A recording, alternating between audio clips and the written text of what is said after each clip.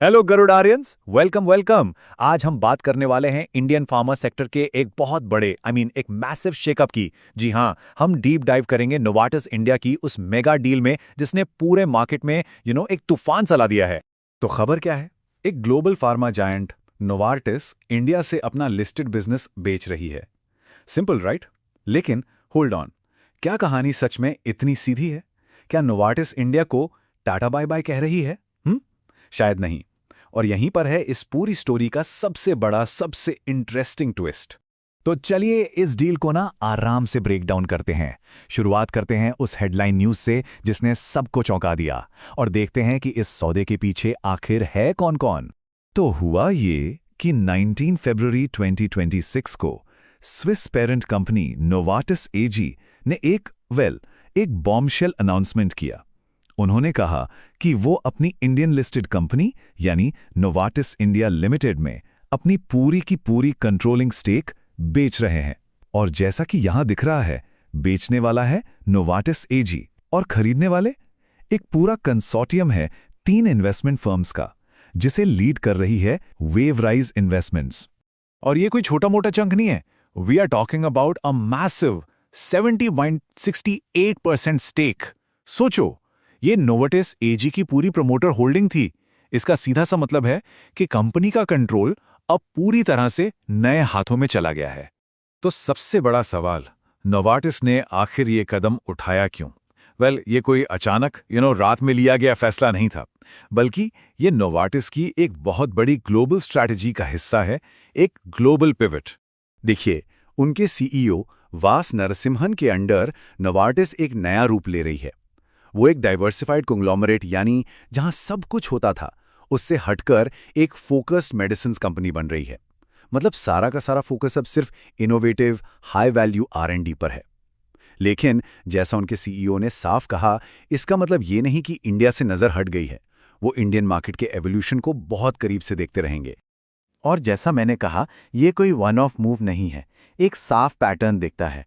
देखिए, 2018 में उन्होंने जीएसके को अपना कंज्यूमर हेल्थ केयर स्टेक बेचा। फिर 2021 में अपने जेनेरिक्स बिजनेस सैंडोज को अलग कर दिया। और अब 2026 में इंडियन कमर्शियल आर्म की बारी। ये सब उसी फोकस वाली स्ट्रैटेजी का एक सोचा समझा हिस्सा है। तो ग्लोबल स्ट्रैटेजी तो अपन को समझ आ गई। अब चलिए इस इंडियन डील के अंदर घुसते हैं, थोड़ा फाइनेंशियल्स की बात करते हैं। Let's unpack the numbers. तो इस डील की हेडलाइन वैल्यू कितनी है? लगभग 1446 करोड़ रुपए, 1450 करोड़ से भी ज्यादा। इससे आप अंदाजा लगा सकते हैं कि ये ट्रांजैक्शन फाइनेंशियल स्केल पर कितना कितना बड़ा है। लेकिन डील की डिटेल्स इससे भी ज्यादा इंटरेस्टिंग है। ऐसा नहीं है कि सभी बायर्स ने एक ही दाम पर शेयर्स खरीदे हैं। वेवराइज इन्वेस्टमेंट्स, जो सबसे बड़ी हिस्सेदारी ले रही है, उसने पे किया 860 रुपए 64 पैसा पर शेयर। वहीं दूसरी तरफ क्राइस्ट कैपिटल और टू इन्फिनिटी ने ये डील 701 रुपए 25 पैसा पर शेयर के रेट पर की। तो अ क्लियर डिफरेंस है यहाँ। ओके, तो प्रमोटर्स तो निकल गए, उन्होंने अपनी हिस्सेदारी बेच दी। लेकिन उन पब्लिक शेयर होल्डर्स का क्या जिनके पास कंपनी के शेयर्स हैं? यहीं पर सेबी का एक बहुत इंपॉर्टेंट रूल, एक नियम आगे आता है, मैंडेटरी ओपन ऑफर। इसका मतलब सीधा सा है, जब भी किसी लिस्टेड कंपनी का कंट्रोल बदलता है तो नए मालिक को, पब्लिक को भी एक मौका देना पड़ता है अपने शेयर्स बेचने का, वो भी एक फेयर प्राइस पर। और इस डील में नए बायर्स को पब्लिक से 26% शेयर्स खरीदने के लिए एक ओपन ऑफर लाना ही पड़ेगा। और ऑफर प्राइस क्या होगा? बिल्कुल वही प्रीमियम प्राइस जो वेवराइज ने पे किया था, 860.64 रुपीज पर शेयर। सोच के देखिए, इस पूरे ओपन ऑफर की वैल्यू लगभग 552 करोड़ रुपए बनती है।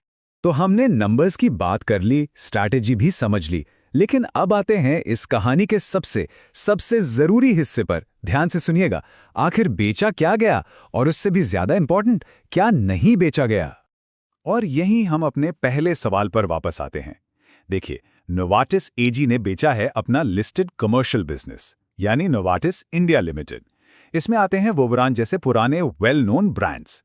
लेकिन, और ये लेकिन बहुत बड़ा है, उन्होंने अपनी unlisted company Novartis health care private limited को अपने पास ही रखा है। और ये कोई छोटी मोटी कंपनी नहीं है, ये उनका R&D हब है, उनका कॉर्पोरेट सेंटर है और इंडिया में 300 से ज्यादा क्लिनिकल ट्रायल साइट्स मैनेज करती है। बेसिकली ये उनका असली स्ट्रेटेजिक एसेट है इंडिया में। तो अब जब नए मालिक आ रहे हैं, एक नया मैनेजमेंट आ रहा है, इस कंपनी के लिए आगे क्या है? एक बिल्कुल नया चैप्टर शुरू होने जा रहा है। फ्यूचर को समझने के लिए थोड़ा पास्ट देखना जरूरी है और फाइनेंशियल्स एक बहुत ही दिलचस्प कहानी बताते हैं। इस चार्ट को देखिए, पिछले कुछ सालों में रेवेन्यू तो आहिस्ता-आहिस्ता गिरा है, लेकिन ऑपरेटिंग प्रॉफिट मार्जिन को देखिए, उसमें एक जबरदस्त उछाल आया है। इसका मतलब क्या है? भले ही सेल्स कम हुई हो, कंपनी अंदर से बहुत ज्यादा एफिशिएंट और प्रॉफिटेबल हो रही है। डील फाइनल होते ही कुछ चीजें फौरन बदलेंगी। स्टेप 1, क्रिस कैपिटल का कंसोर्शियल मैनेजमेंट कंट्रोल संभाल लेगा। स्टेप 2, बोर्ड ऑफ डायरेक्टर्स बदलेगा, नोवार्टिस के लोग रिजाइन करेंगे, नए डायरेक्टर्स आएंगे। और स्टेप 3, जो कि शायद सबसे बड़ा बदलाव है, 120 दिनों के अंदर अंदर कंपनी को नोवार्टिस का नाम और ब्रांडिंग सब कुछ हटाना होगा। और ये सब हमें एक आखिरी लेकिन बहुत ही जरूरी सवाल पर लाकर खड़ा कर देता है। एक ब्लू चिप मल्टीनेशनल की इंडियन आर्म से ये कंपनी अब एक प्राइवेट इक्विटी बैक्ड वेंचर बन चुकी है। तो अब नोवार्टिस के नाम के बिना इस कंपनी का आगे का सफर कैसा होगा? What's next? तो इस पूरी कहानी का सार क्या है? की टेकअवे ये है कि नोवार्टिस एजी के एक ग्लोबल स्ट्रैटेजिक डिसीजन ने उसके इंडियन कमर्शियल बिजनेस के लिए एक बिल्कुल नया फ्यूचर लिख दिया है। एक नया मैनेजमेंट, एक नया नाम और एक बिल्कुल नई दिशा। ऐसे ही और मार्केट मूविंग डील्स के आसान भाषा में एनालिसिस के लिए हमारे YouTube चैनल को सब्सक्राइब करना बिल्कुल मत भूलिएगा। धर्मो रक्षति रक्षितः।